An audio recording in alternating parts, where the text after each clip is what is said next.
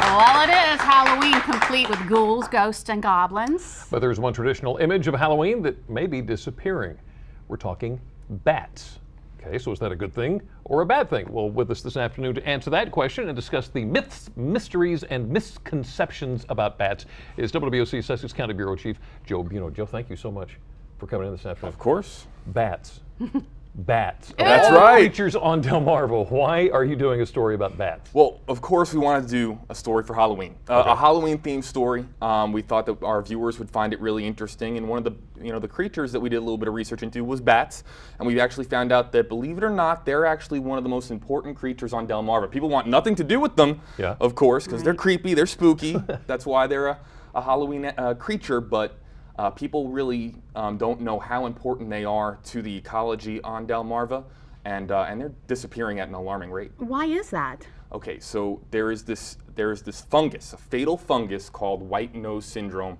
It basically started in the Albany area sometime in the last decade. That's where they tracked it back to the Albany area of upstate New York, actually where I went to college.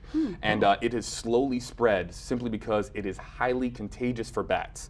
It's this fungus that they get on their noses. You can see it right here, right on their noses. It gets on their wings, and because they're such social creatures and they hibernate so closely together, it spreads very, very quickly.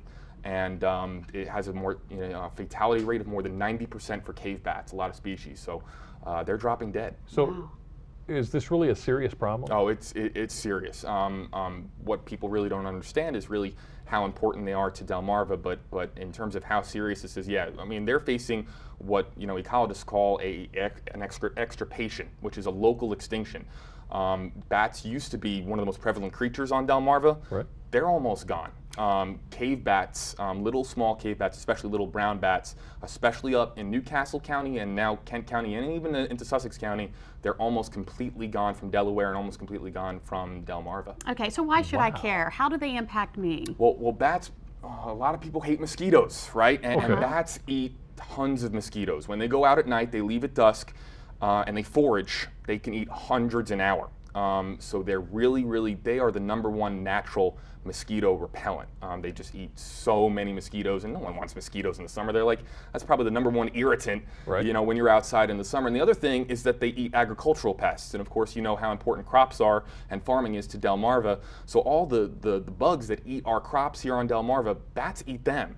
So the fact that bats are disappearing off Delmarva because of white nose syndrome has really gotten DENREC's attention in Delaware, and it's really become quite troubling. Now, you said something about a bat house. A bat house, yes. A lot of people have bat houses set up on their property. We put out some Facebook posts about it. Here's one right here, a little bit of a festive bat house that was painted with a bat logo here. This is one from Lewis. People set up bat houses on their property, and bats will fly in.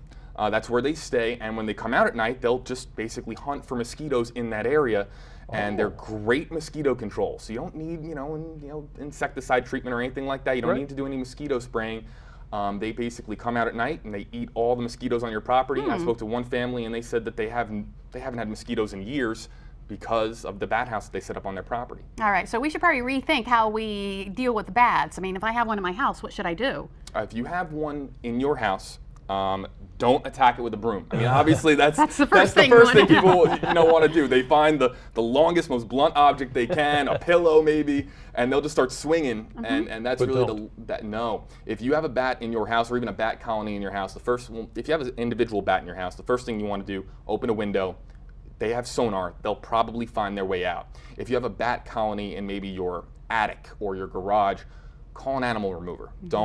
I've heard some crazy stories of people going in there with paint cans and just spraying and trying to get just trying to shoo them away.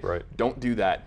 They're really important creatures on Delmarva, and and we need them. We've already shared so much here, but you've got so much more tonight. Yeah. We showed you that bat house, and I think people are going to be really surprised. We're going to give them a look inside that bat house tonight on Disappearing Bats on Delmarva tonight at 11.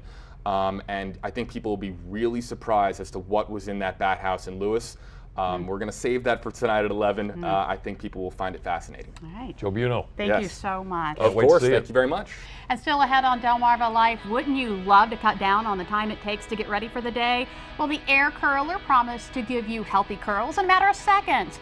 We put it to the test with help from State of Delmarva's Jessica Martinez. Okay, so once you've got your hair looking nice, next on the list, your house. With Halloween soon coming to an end, that means it's time to start thinking about decorating your home for the holidays. We're going to get some help from two very famous faces. HGTV's Kitchen Cousins will join us a little bit later on. Plus, we're on a mission to find out where Brian is on Delmarva today. Brian, we're ready for our first clue. Well, Jimmy and Lisa, here is clue number 1 of 2 clues, so pay close attention, but it's really a very simple clue. It's just one word. Your clue is cantaloupes. You know, like the fruit, and if you're perplexed by it, don't worry, I'll explain a little later. Second clue to go, coming up.